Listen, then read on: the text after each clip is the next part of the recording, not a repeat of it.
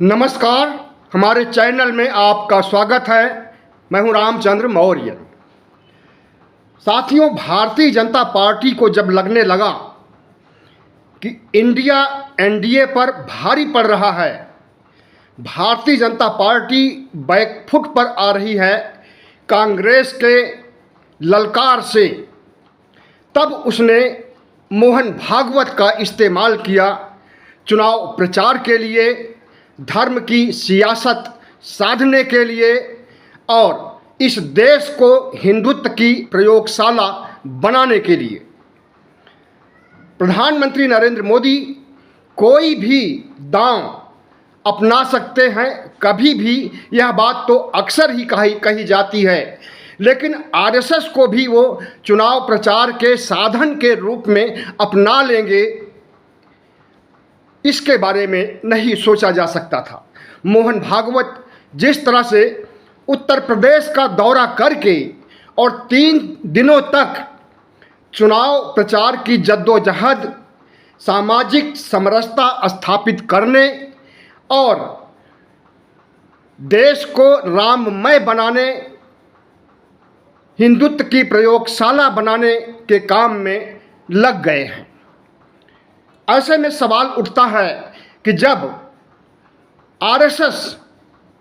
जो कि एक कट्टरपंथी संगठन है, एक अतिवादी संगठन है, वो जब कहने लगे कि मंदिर में भी जाइए, हिंदुओं मस्जिद में भी जाइए, गुरुद्वारे में भी जाइए और चर्च में भी जाइए, जिन चर्चों को, जिन गुरुद्वारों को, जिन मस्जिदों को अभी तक निशाना बनाया जाता रहा है और मस्जिदों को लेकर के मस्जिदों के सामने से जुलूस निकाला जाता रहा है, तलवारें भाजी जाती रही है, भाला का प्रदर्शन किया जाता रहा है, तमाम अस्त्र शस्त्र से लैस होकर के मस्जिदों के सामने से जुलूस निकाले जाते रहे हैं। आज उनकी बाड़ी पलट गई है। ऐसे में देखना यह चाहिए कि आरएसएस जिस उदारवादी प्रवृत्ति का स्वरूप पेश कर रहे हैं, क्या वह संगठन उदारवादी है? अगर वह संगठन उदारवादी होता तो अस्त्र शस्त्र की पूजा कभी नहीं करता, अस्त्र शस्त्र के संग्रह पर जोर नहीं देता,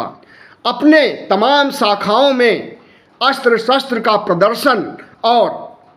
अस्त्र शस्त्र की ट्रेनिंग देने का काम नहीं करता। जाहिर है कि जिस तरह से प्रधानमंत्री नरेंद्र मोदी की कथनी और करनी में अंतर होता है, आरएसएस 10 कदम आगे बढ़ करके अपनी कथनी और करनी में अंतर को पाट दिया है। प्रधानमंत्री नरेंद्र मोदी और आरएसएस के बारे में कुछ समय पहले तक कहा जाता रहा कि 36 के आंकड़े हैं और आरएसएस प्रमुख मोहन भागवत एक दूसरे चेहरे को लाना चाहते हैं प्रधानमंत्री के रूप में। और ऐसा भी सुनने में आया था कि वह चेहरा नितिन गडकरी भी हो सकते हैं, राजनाथ भी हो सकते हैं, या कोई और चेहरा हो सकता था। लेकिन आज प्रधानमंत्री नरेंद्र मोदी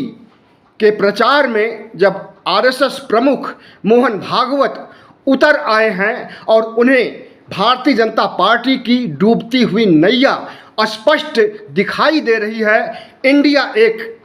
चुनौती के रूप में, एक पहाड़ के रूप में सामने खड़ा हो गया है,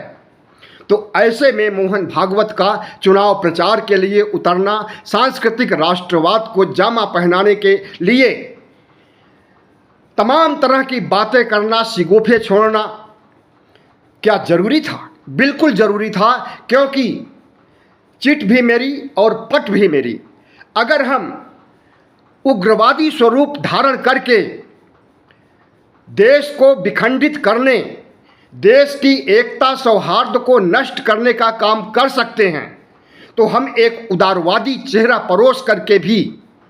देश को जोड़ने और देश के विकास और देश में सांस्कृतिक उत्थान की बातें भी कर सकते हैं। आज मोहन भागवत उसी सांस्कृतिक उत्थान और देश को जोड़ने की बात कह रहे हैं। जिस देश को जोड़ने को लेकर के राहुल गांधी ने 4000 किलोमीटर से अधिक पद यात्राएं की और लाखों लोगों से डायरेक्ट रूबरू हुए, आज वही तौर तरीका संघ प्रमुख मोहन भागवत को अपनाना पड़ रहा है और देश को जोड़ने के नाम पर वोट मांगने के लिए वो बाध्य हो गए। Rahul Gandhi Martin Luther king, Nelson Mandela की लाइन में खड़े हो गए हैं। भारत जोड़ो यात्रा के बाद अब वे एक कांग्रेस के राजकुमार के रूप में नहीं, बल्कि आज़ादी के समय के मोहनदास करमचंद गांधी के रूप में अपने को पेश कर रहे हैं। और जिस तरह से भारत जोड़ने के लिए सड़कों को नाप करके कन्याकुमारी से लेकर के कश्मीर तक कड़ी मशक्क़त किया है, वही मशक्क़त आज वो कर रहे हैं जन जन के बीच में, आम जन के बीच में, गरीबों, दलितों, कारीगरों, मजदूरों के बीच में जा कर के देश को जोड़ने और नफरत को दूर करने और देश को एकजुट रहने का मंत्र दे रहे हैं। अगर राहुल गांधी आनंद विहार स्थित रेलवे स्टेशन पर आकर के कुलियों के बीच कुलियों की वेशभूषा में अटैची उठा करके निकलते हैं, तो इससे क्या संदेश जाता है देश में कि राहुल गांधी कुली जैसे जो एक मजदूर होता है स्टेशन पर, उन मजदूरों के साथ खड़े हो गए हैं और उन मजदूरों का मनोबल बढ़ा रहे हैं और उन मजदूरों के बीच नफरत का माहौल जो इस सरकार ने लंबे अरसे से नफरत के बीज बो रखा था, उस नफरत को मोहब्बत में बदलने का काम कर रहे हैं। महात्मा गांधी अधनंगे होकर के एक धोती पहन करके, आधी धोती पहन करके, आधी धोती ओढ़ करके जिस तरह से इस देश को एकजुट रखने और इस देश के लिए संघर्ष किया, जिस देश में अपनी विचारधारा से इस देशवासियों को संदेश दिया, आज वही काम राहुल गांधी एक 500 रुपए की टी शर्ट पहन करके कर रहे हैं। गरीबों के बीच जाना, उनके बीच खाना खाना, उन्हें अपने घर खाने पर बुलाना, वो चाहे मजदूर हो, वो चाहे किसान हो, किसानों के खेत में जाकर के रुपाई करना, मिस्त्रियों कारीगरों के बीच में जाकर के मिस्त्री और कारीगरी के हुनर को प्रदर्शित करना। अगर राहुल गांधी ने अपने जीवन का लक्ष्य बना लिया है और देश की सही मायने में सेवा करने और देश से सही मायने में नफरत को हटाने का पैगाम लाया हुआ है, तो इसका स्वागत होना चाहिए और इस देश की 95 करोड़ मतदाता इसका स्वागत कर भी रहे हैं। एक तरफ नरेंद्र मोदी की शैली है चुनाव प्रचार करने की, दंभ भरने की, अहंकार में सिर्फ अपने को दिखाने की, विश्व गुरु बनने की, विश्व चैंपियन बनने की, और दूसरी तरफ राहुल गांधी हैं जो एक टी शर्ट पहन करके लोगों के बीच जा रहे हैं, उनकी समस्याओं से अवगत हो रहे हैं और एक नई संस्कृति की विकास कर रहे हैं जो बहुत ज़रूरी थी। प्रधानमंत्री नरेंद्र मोदी इवेंट में तो निश्चित रूप से 6-7 बार दिन में ड्रेस चेंज करते हैं और उनकी ड्रेस की कीमत क्या होगी वही जाने, या उनके नीचे जो अधिकारी काम कर रहे हैं, उनके नीचे जो दर्जी काम कर रहे हैं वो जानेंगे। लेकिन जिस तरह से प्रधानमंत्री सज धज करके सामने आते हैं और महंगी महंगी पोशाक के जरिए अपने अहंकार का, अपने गुरूर का प्रदर्शन करते हैं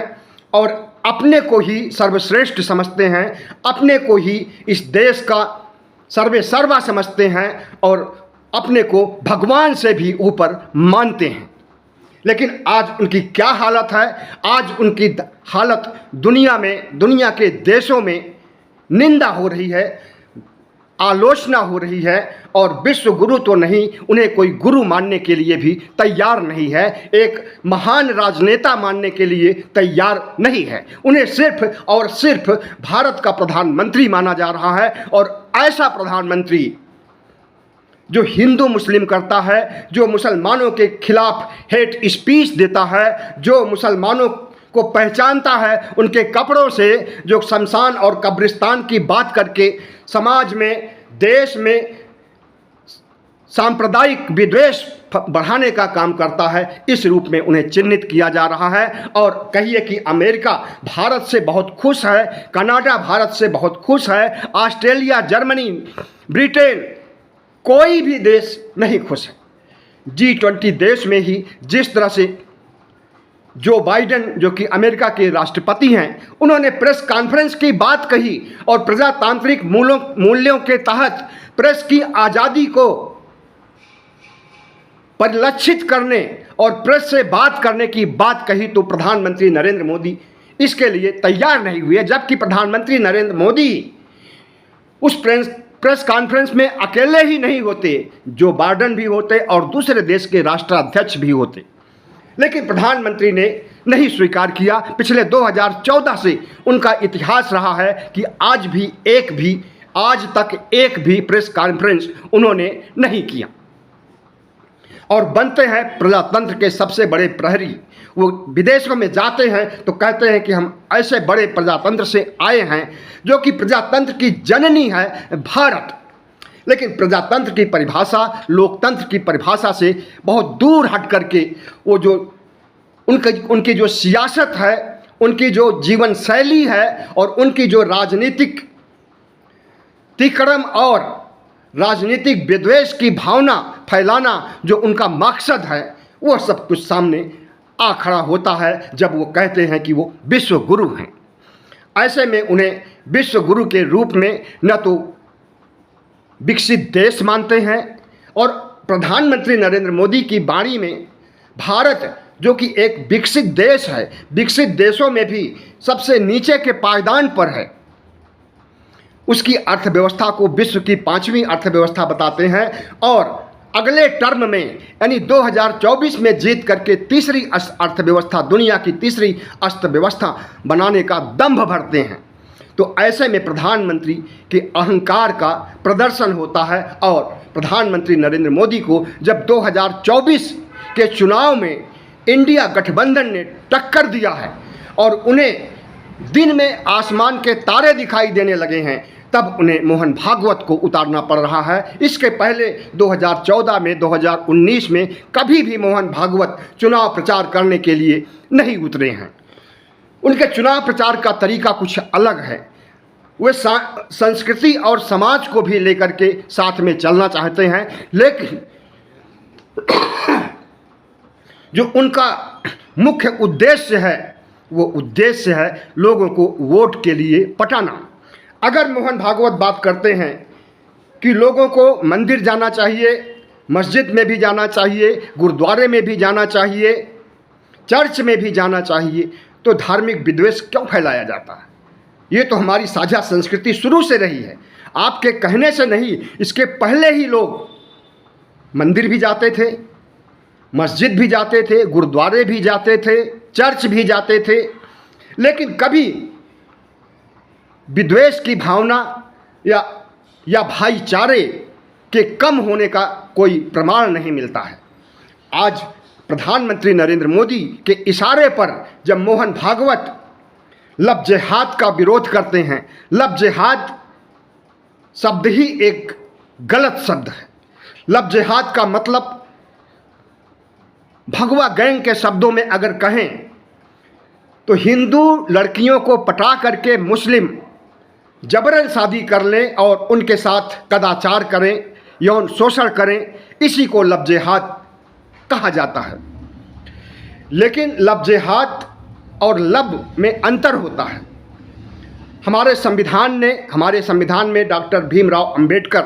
बाबा साहब अंबेडकर ने ऐसी व्यवस्था दी है कि अपनी मर्जी से धर्म का चुनाव कर सकते हैं, अपनी मर्जी से पति या पत्नी का चुनाव कर सकते हैं, अपनी मर्जी से स्वतंत्र रूप से अपनी बाणी को रख सकते हैं। इस तरह के बहुत से अधिकार दिए गए हैं, लेकिन उन सभी अधिकारों का आज दुरुपयोग किया जा रहा है। और धर्म जो कि एक बहुत मायने रखता है हर व्यक्ति के जीवन में,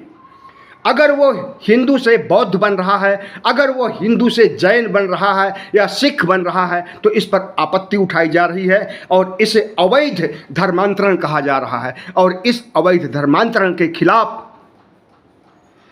मोहन भागवत आग उगल रहे हैं समाज में, उत्तर प्रदेश में जाकर के, लखनऊ की गलियों में। तो धर्मांतरण का विरोध करना भी एक तरह से संविधान का विरोध करना हुआ। जिस संविधान ने धर्म परिवर्तन की छूट दिया है, अगर उस धर्म परिवर्तन को हम करते हैं और उसके खिलाफ कोई शक्ति उठ करके खड़ी होती है और वो हमारे खिलाफ हो जाती है, हमें जेलों में ठूसती है, हमें कोर्ट में घसीटती है, तो ऐसे में क्या कहा जाएगा कि हमारा प्रजातंत्र कितना मजबूत है, हमारा संविधान, हमारे संविधान के अनुसार क्या शासन चल रहा है, न्याय प्रक्रिया चल रही है और शासन के अनुरूप को क्या देश को चलाया जा रहा है? कतई नहीं। जिस तरह से प्रधानमंत्री नरेंद्र मोदी और आरएसएस के लोग और हिंदू संगठन मंदिर मस्जिद के नाम पर मस्जिद गिरा करके मंदिर बनाने के लिए लंबे समय से आंदोलन कर रहे हैं, 90 के दशक से ही राम मंदिर को लेकर के एक बड़ा आंदोलन हुआ था, दंगे हुए, बहुत से लोग मारे गए। उसके बाद मामला कोर्ट में गया और कोर्ट ने यह फैसला सुनाया कि यहाँ पर मस्जिद की जगह मंदिर बनेगा और मस्जिद के लिए 50 किलोमीटर की दूर पर जगह उपलब्ध कराई गई। ऐसे में उस मस्जिद के निर्माण के लिए न कोई ट्रस्ट बनाया गया और न प्रधानमंत्री ने कोई शिरकत की, और मस्जिद अभी तक बनना शुरू भी नहीं हुआ, जबकि मंदिर बन करके तैयार होने वाला है और जनवरी में उद्घाटन होगा। तो मोहन भागवत ने जब योगी आदित्यनाथ से मुलाकात किया तो राष्ट्रवाद के नाम पर, सांस्कृतिक राष्ट्रवाद के नाम पर और अयोध्या में होने वाले भव्य प्रदर्शन, अयोध्या में होने वाले कार्यक्रम, अयोध्या में होने वाले मंदिर के उद्घाटन और मूर्तियों में प्राण प्रतिष्ठा को लेकर के जिस तरह से योजनाएं बनाया है और जिस तरह की योजना पहले ही विश्व हिंदू परिषद बना चुका है कि पूरे देश में जुलूस निकाला जाएगा, देश के एक सिरे से दूसरे सिरे तक, और उस जुलूस में अस्त्र भी होगा, शस्त्र भी होगा, और उस जुलूस के सामने आने वाले मस्जिद सुरक्षित रहेंगे या नहीं रहेंगे, कुछ नहीं कहा जा सकता। कितने दंगे भड़केंगे, कितनी जानें जाएंगी, कुछ नहीं कहा जा सकता है। ऐसे कार्यक्रमों की शुरुआत के पहले ही अगर उस पर रोक लगाने का काम किया जाए तो देश एक बहुत बड़ी आपदा और विपत्ति से बच सकता है, लेकिन नहीं। उस कार्यक्रम को आगे बढ़ाने के लिए मोहन भागवत योगी आदित्यनाथ से मुलाकात कर रहे हैं। अब उस मुलाकात में किस तरह की व्यूह रचना की जा रही है, किस तरह की योजना बनाई जा रही है और किस तरह से हिंदू मुस्लिम को बांटने की प्रक्रिया शुरू की जाएगी, ये बातें तो सामने नहीं आ सकी हैं। लेकिन इतना जरूर है कि अगर मोहन भागवत लखनऊ जाकर के कट्टर हिंदू नेता योगी आदित्यनाथ से मुलाकात कर रहे हैं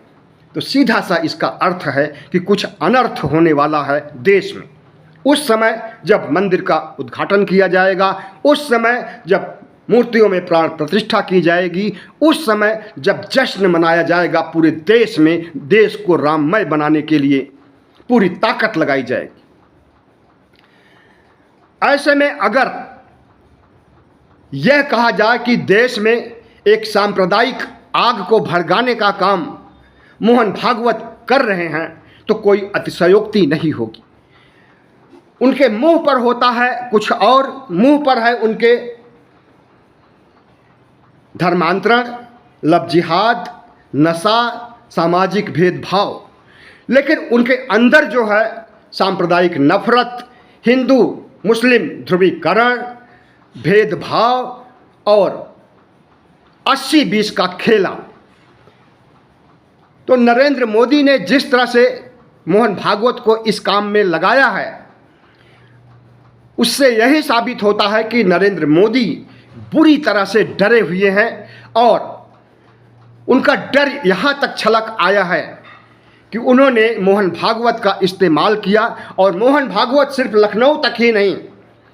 अन्य शहरों में, अन्य राज्यों में भी जाएंगे और इसी तरह की सांप्रदायिक मानसिकता, सांप्रदायिक उन्माद पैदा करने की कोशिश करेंगे।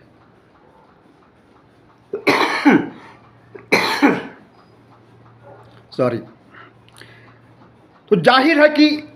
इस देश के मतदाताओं को, इस देश के 140 करोड़ जनता को सोचना होगा कि जिस रास्ते पर भारतीय जनता पार्टी और आरएसएस चल रही है, क्या उससे हमारा देश सुरक्षित हो सकता है? क्या आने वाले आसन्न संकट से हम बच सकते हैं? इस पर गंभीरतापूर्वक सोचना होगा और आरएसएस के खिलाफ, भारतीय जनता पार्टी के खिलाफ एकजुट होना पड़ेगा। और जो हमें नफरत से दूर मोहब्बत की दुकान चलाने की बात करेगा, हम उसके साथ होंगे। जो सांप्रदायिक सद्भाव को बनाने का काम करेगा, जो सर्व धर्म समभाव में समन्वय स्थापित करने का बात करेगा, जो देश के विकास की बात करेगा, जो ओबीसी आरक्षण की बात करेगा, जो महिला आरक्षण में ओबीसी महिलाओं की भागीदारी निश्चित करेगा और जो इस देश के बेरोजगारों के लिए सकारात्मक काम करने का प्रयास करेगा और उसके बारे में हमें आश्वस्त करेगा, हम उसे वोट देंगे और उसे ही 2024 में दिल्ली का राजा बनाएंगे। बहुत बहुत धन्यवाद। हमारे चैनल को सब्सक्राइब कीजिएगा, लाइक कीजिएगा और शेयर कीजिएगा।